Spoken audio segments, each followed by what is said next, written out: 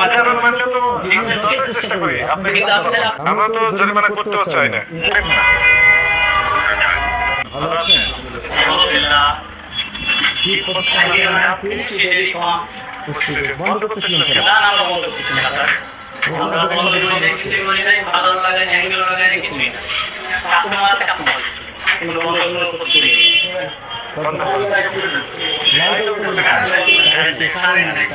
এক্ষুনি আসছে তো কি এগুলো আছে এখানে? এখানে আছে রসমালাই, মালাই চপ, হ্যাঁ, দই, সব আছে। উৎপাদন মেয়াদ এগুলো দেন? হ্যাঁ স্যার।